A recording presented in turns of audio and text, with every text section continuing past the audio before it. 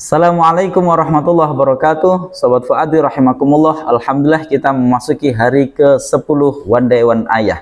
Kali ini kita akan melanjutkan pembahasan kita di surat Al-Baqarah ayat ke-11. Melanjutkan tema sebelumnya tentang sepak terjang perilaku buruk orang-orang munafik. Mari kita ngaji Fuadi.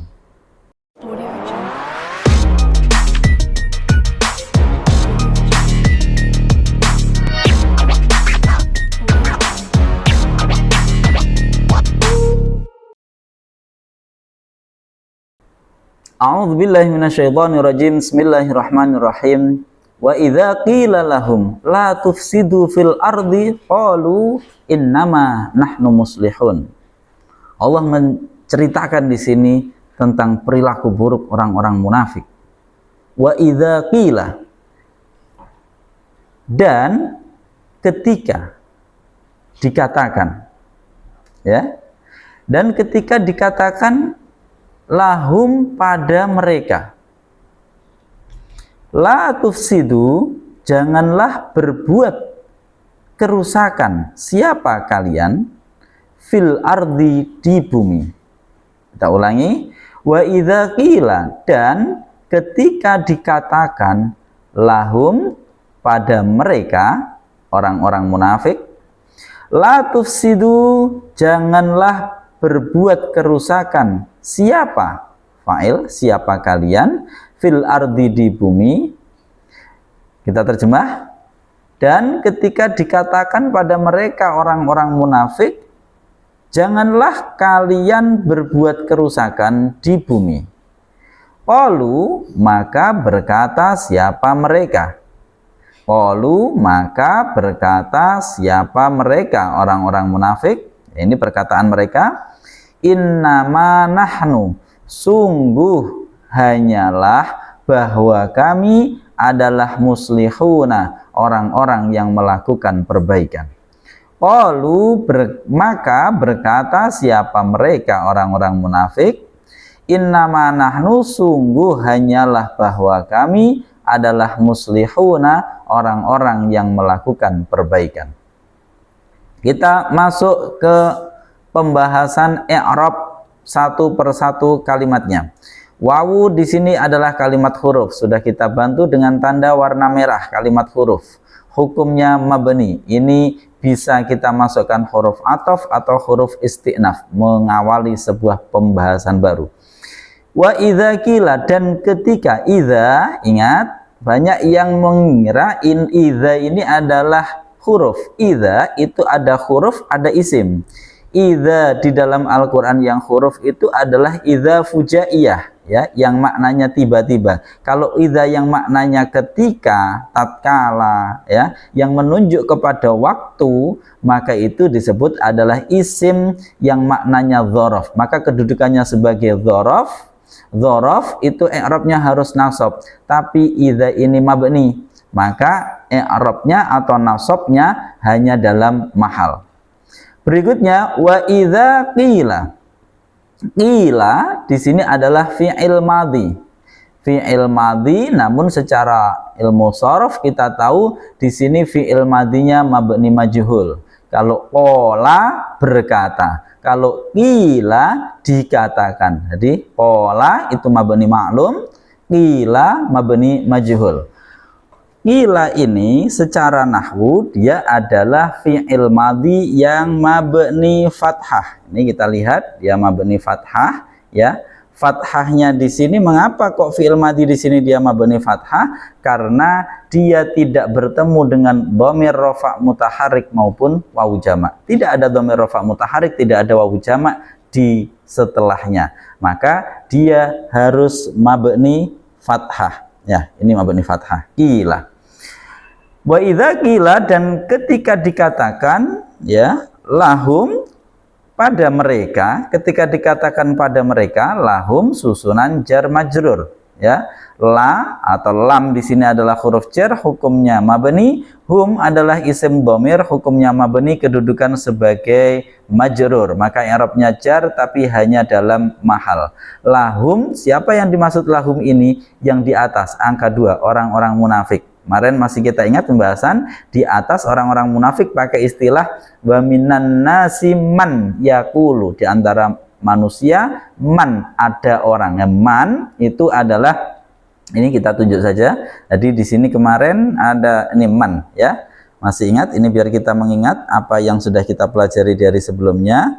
Man ini adalah kalimat isimnya isim mausul yang bisa kita maknai mufrad, bisa juga kita maknai jamak. Dimaknai mufrad contohnya di sini man yaqulu. Yaqulu fi'il mudhari' kondisinya mufrad sehingga dhamir yang menjadi fa'ilnya di sini adalah huwa, sementara di sini digunakan menunjuk pada jamak. Jadi man bisa saja mufrad, bisa saja diposisikan sebagai jamak. Baik, Sobat Fuadi rahimakumullah, kita lanjutkan. Wa idza qila, dan ketika dikatakan lahum pada mereka orang-orang munafik, apa yang dikatakan? Nah, ini yang dikatakan. La tufsidu, janganlah berbuat kerusakan siapa kalian. La ini adalah kalimat huruf. Huruf apa? Ya, di sini adalah maknanya jangan. Perhatikan, kalau maknanya jangan bukan huruf nafi tapi huruf nahi. Sama-sama la, maknanya ada yang bermakna tidak, ada yang bermakna jangan. Kalau maknanya jangan berarti disebut la nahi. Kalau maknanya tidak berarti la nafi. La nahi yang maknanya jangan itu termasuk di antara amil jazim atau huruf jazm. Ingat istilahnya huruf jazm atau amil jazim. Berarti punya efek apa? Menjazmkan fi'il mudhari' setelahnya. Setelahnya di sini tufsidu, ini adalah fi'il mudhari'. Fi'il mudhari' yang i'rabnya harus jazm, ini jim, fi'il mudhari' yang jazm. Kenapa kok jazm? Karena dijazmkan oleh keberadaan la nahi di sini. Tanda jazmnya menggunakan apa? Hilangnya nun. Berarti sebenarnya di sini adalah aslinya tufsiduna. Ya, asalnya tufsiduna, tapi kemudian ternyata di sini adalah yang masuk sebagai amil jazim, maka tufsidu ini menjadi fi'il mudhari' yang jazm. Tanda jazmnya dengan apa? Nunnya ini dibuang, ya. Nunnya dibuang. Ketika nunnya dibuang, sudah, maka bentuknya menjadi la tufsidu, ya. Baik, kemudian fi'il selalu butuh pada fa'il. Kita lihat fa'ilnya mana? Lah, di sini ada wawu. Wawu di sini kita tandai dengan warna biru. Berarti wawu ini bukan bagian dari fi'il, tapi dia adalah isim, namanya isim dhamir atau yang biasa disebut dengan wawu jamak. Isim dhamir ini kedudukannya sebagai fa'il, maka i'rabnya harus rofa. Tanda rofanya dengan apa? Tidak ada, karena isim dhamir hukumnya mabni, maka rofanya hanya dalam mahal, ya. Sehingga di sini kemudian terbaca la tufsidu, ini sudah ada fi'il dan ada fa'ilnya. Maknanya larangan. Janganlah berbuat kerusakan siapa kalian. Fil ardi, di bumi. Ya, jangan berbuat kerusakan di bumi. Fil ardi adalah susunan jar majrur, ya.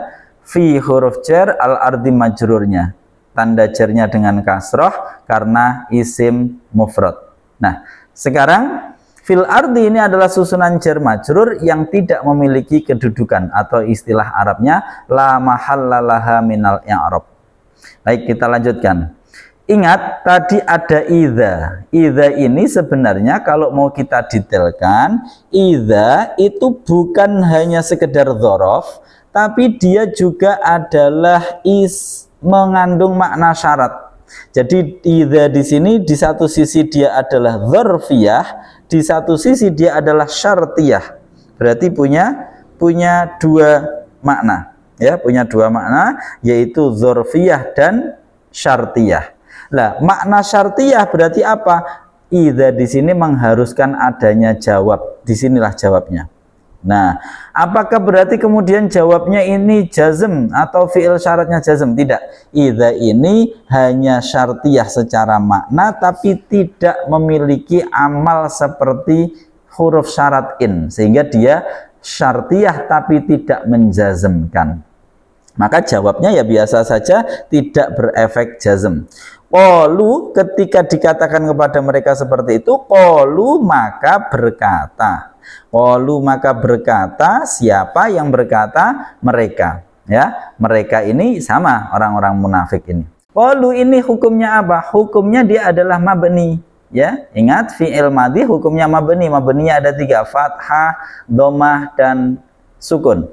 Di sini dia mabninya apa? Mabni dhammah. Ini bisa kita lihat ya, mabni dhammah. Kenapa kok dia mabni dhammah? Karena bersambung dengan wawu jamak, namanya wawu jamak ya. Karena bersambung dengan wawu jamak berarti dia harus mabni dhammah ini. Oke, baik. Fi'il selalu butuh pada fa'il. Mana fa'ilnya? Wawu ini. Wawu jamak ini sebagai fa'il. Wawu jamak adalah isim dhamir, hukumnya mabni, maka dia i'rab rofa'nya hanya dalam mahal saja. Berarti dia sebagai fa'il, i'rabnya harus rofa', rofa'nya hanya dalam mahal karena dia isim dhamir yang harus mabni. Mungkin ada yang bertanya, terus itu kok setelah wawu kok dikasih ada alif ya, sama seperti di la tufsidu ini ya. Jadi di sini ini kalau kita lihat di sini ada alif, di sini juga ada alif. Ini alif apa? Kok tiba-tiba ada alif ya? Alif ini disebut dengan alif fariqoh, alif yang membedakan apa? Membedakan antara wawu jamak dengan wawu athof ya. Jadi kalau setelah wawu ini dipasang alif, ini menjadi hilanglah kemungkinan dia wawu athof. Mungkin terus di antara sobat Fuadi ada yang bertanya, loh kan dia udah jelas-jelas sukun. Nah, masalahnya zaman dulu ataupun bahkan zaman sekarang ya, yang tidak di dalam Al-Qur'an itu bahasa Arab ditulis tanpa harokat. Ini yang harus kita ingat ya. Jadi bahasa Arab asli itu ditulis tanpa harokat. Nah, harokat ini hanya agar tidak salah. Sehingga kalau ini misalkan tidak dikasih alif, sementara tidak ada harokatnya, mana dhammah, kasroh, sukun. Nah, itu jadi tidak ada yang membedakan apakah ini wawu jamak ataukah wawu huruf athof ataukah wawu yang lain. Nah, untuk membedakan maka setelah wawu ini dipasangi alif. Ini untuk membedakan antara wawu jamak dengan wawu athof, misalkan seperti itu. Baik, kita lanjutkan. Ini adalah fungsi dari alif yang jatuh setelah wawu jamak. Sekarang kita lanjutkan. Innama nahnu, mereka berkata, perkataan mereka bagaimana? Innama nahnu, sungguh hanyalah bahwa kami. Di sini nanti kalau kita terjemahkan Indonesia menjadi sungguh kami hanyalah gitu ya. Tapi di sini kita mengingat mengapa kok hanyalahnya kok ditaruh di sini. Jadi innama inilah yang memiliki makna lil hasr ya, yang memiliki makna lil hasr atau membatasi hanya. Makna hanya ini munculnya dari kata innama ini. Baik, asal usul innama ini kalau sedikit kita bahas adalah dari inna dan ma. Inna itu sebenarnya punya amal kan, punya amal yaitu tangsibul isma wa tarfaul khobar ya. Sebenarnya inna yang biasa itu sama kayak ayat yang di atas, innalladzina ya, ini inna sebenarnya punya amal tangsibul isma wa tarfaul khobar. Lah kemudian inna yang itu kemasukan ma ini, maka ma ini disebut sebagai ma al-kafah, ma yang mencegah inna untuk beramal, sehingga innama secara nahwu, secara i'rab tidak lagi punya amal. Inna tidak lagi beramal kepada kalimat setelahnya, sehingga nahnu kembali sebagai mubtada, muslihuna sebagai khobar. Nah, jadi kalau misalkan dia beramal tanpa ma, berarti bunyinya jadi inna, jadi panjang ya. Nahnunya berubah menjadi dhamir yang muttasil. Baik. Innama ini kalimat huruf, hukumnya mabni. Kita mudahkan ini langsung jadi satu ini saja, satu kesatuan. Innama kalimat huruf, hukumnya mabni. Punya makna lil hasr, makna hanyalah ini. Nahnu bahwa kami, nahnu adalah kalimat isim dhamir, hukumnya mabni, kedudukannya sebagai mubtada. Nah, ini perlu sambil kita ingat, dhamir yang seperti ini disebut dengan dhamir munfasil, dhamir yang dia tidak bersambung tidak disambung dengan kalimat sebelumnya, ya. Dhamir munfasil cirinya dia bisa menjadi mubtada atau bisa ditaruh di awal dan bisa jatuh setelah illah. Itu ciri dhamir munfasil. Beda dengan wawu ini tadi. Wawu ini disebut sebagai dhamir muttasil, dhamir yang bersambung dengan kalimat sebelumnya. Baik, kita lanjut. Innama nahnu, sungguh hanyalah bahwa kami adalah muslihuna, orang-orang yang melakukan perbaikan. Mereka, orang-orang munafik, mengklaim bahwa diri mereka adalah para pelaku kebaikan. Muslihuna, orang-orang yang melakukan perbaikan, atau para pelaku kebaikan, mungkin seperti itu. Nah, ini adalah klaim mereka tentu, ya. Ini klaim mereka ketika mereka dikasih tahu kalian janganlah berbuat kerusakan di muka bumi. Mereka akan menjawab, loh, kami ini justru adalah orang-orang yang melakukan perbaikan. Nah, ini adalah ciri khas dari orang-orang munafik. Mereka melakukan keburukan tanpa mereka merasa bahwa mereka buruk. Ya, ini ciri orang-orang munafik. Mereka ketika dinasehati, mereka justru merasa, loh, kami ini adalah orang-orang baik. Jadi dalam keburukan mereka, mereka merasa bahwa mereka adalah baik. Na'udzubillah tsumma na'udzubillah. Baik, Sobat Fuadi rahimakumullah. Apa pesan yang bisa kita ambil pada ayat ini? Satu hal yang penting. Ketika manusia ini ditakdir tidak pernah salah, mungkin kita satu saat melakukan kesalahan, dan itu enggak apa-apa. Kita melakukan bukan enggak apa-apa maksudnya boleh, tidak. Artinya setiap manusia pasti melakukan kesalahan.